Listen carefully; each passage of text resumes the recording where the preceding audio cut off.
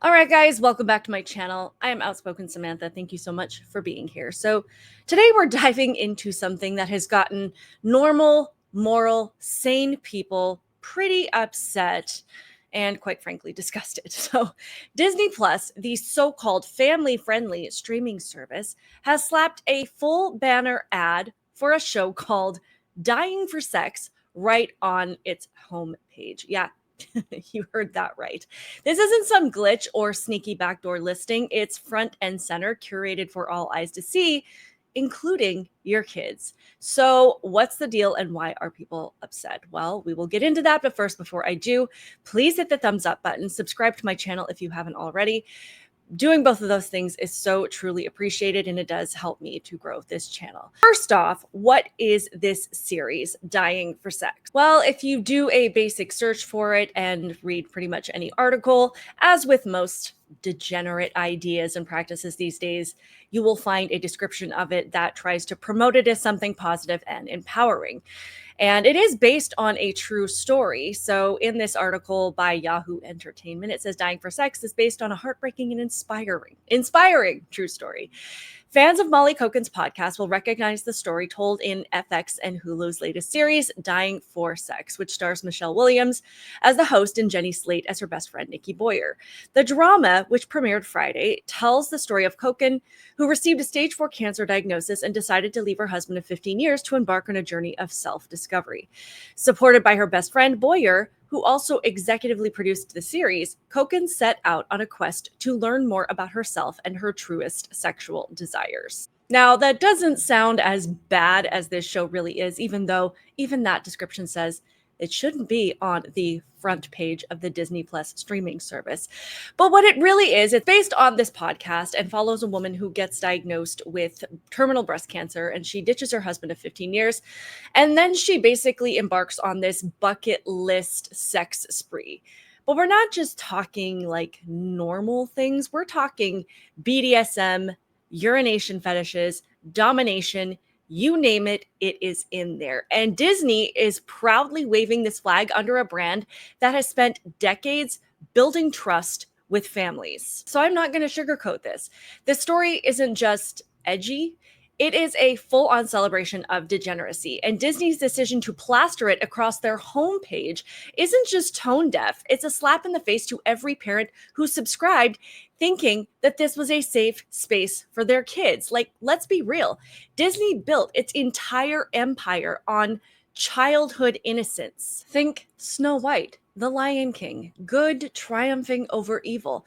And now they're peddling softcore corn. What happened to the House of Mouse that we grew up with? Here is where some of the outrage kicks in. Posts on X are lighting up with reactions, and trust me, people are not holding back. This post says, in this show, a woman dying of cancer divorces her husband to explore her sexual desires, and ultimately she dies alone. From books to movies, storytelling centered around female characters continues to push the myth that the highest form of women empowerment is achieved through sexual recklessness, even when faced with death. How incredibly depressing. Another post by someone named Bad Grandma, she sounds interesting, says, this is horrifying. I read the blurb and was physically sickened by the pure nastiness. Disney is now just a corn company. And this gal had a lot of some of the same initial thoughts that I did, wondering if Disney at this point is intentionally trying to go bankrupt. Is Disney trying to self-sabotage at this point? Because it's either that Disney is extremely out of touch, or they could have a few employees over there that are very disgruntled, maybe have a little bit of a vendetta. When you think of Disney Plus, don't you think, well, that's a family-friendly streaming service? Well, this morning, many families with young children are reporting when they opened the app, this was advertised on the main screen. There was one family that said their 6-year-old opened the app and was the one to see this first and had some interesting questions. I'm sure that was very, very awkward. I am unsure why a family-friendly streaming service would advertise this on the main page, considering it is TVMA. It was advertised next to such things as the Goofy movie. After many outraged families reported this to Disney Plus, they did remove it, thankfully, but I'm just unsure how it got there in the first place. I mean, Disney is still dealing with all the bad press they've gotten from Snow White. Was this really a good next step? I guess going forward, make sure that you're checking what your kids are watching on Disney Plus, and this is just for entertainment. What I find shocking, or maybe not shocking at this point, is that they had to wait for families to be outraged before taking it down. And of course, we're going to hear a lot of people say, well, this only shows up on the accounts where it has been approved for ages 18 and older. But as you've heard, there are families where their children are opening the app and they are seeing these things. So, yeah, that's not exactly holding water. But ultimately, as we know, this isn't about just one show. This has become a pattern with Disney. They have been sliding to the left for years, pushing woke agendas, tweaking classics to appease the progressive mob. And now this. Remember when they fired Gina Carano from The Mandalorian for daring to speak her mind, or how they've been shoving DEI talking points into everything from the movie Lightyear to their park policies? Well, dying for sex just seems to be the latest domino to fall, and they're not even pretending to care about families anymore. Now, we haven't had Disney Plus in my home for a long time. We canceled it a long time ago. And it still hurts me to this day that we can't support Disney anymore. And unless they turn things around, we will not support them. But moves like this demonstrates that they really have no intention of turning things around. Now, as far as it goes for the parental controls on these streaming services, I am aware that they are there. It's my understanding that if your kid's profile is sent to junior mode, then they might not see this ad. The big word being might. But for the average family account, it's right there and it's unavoidable. You've got to dig through settings just to shield your 8-year-old from a show about fetishes. Meanwhile, Disney's out here acting like it's no big deal. They've got the nerve to say, oh, it's just FX content, it's mature, relax. And they're trying to get a pass because it's attached to the streaming service Hulu, but you've got to own it. It is attached to your name. You know it. You're responsible. From a sane, normal, moral perspective, this is more than about just a streaming misstep. It is a cultural betrayal. Like, we've got a company that's supposed to stand for wholesome entertainment, basically just continuing to throw traditional values out the window. Now it's marriage, loyalty, and decency that are gone. Instead of these Disney princesses that spend their lives looking for that one true love, they're glorifying a woman abandoning her husband to chase hedonism because she's dying. I'm not saying we can't have complex stories. Art does and should push boundaries sometimes, but there's a line between storytelling and shoving filth in our faces under the guise of empowerment. And Disney just took a flying leap across it. I also get that some people are just going to say, it's just a show, chill out. But here's the thing. Culture matters. And for those who click on my videos when I talk about these topics and say there are more important things going on in the world, I guess it really just depends on your perspective, because culture does matter. What we feed our kids, what we normalize, that is going to impact them.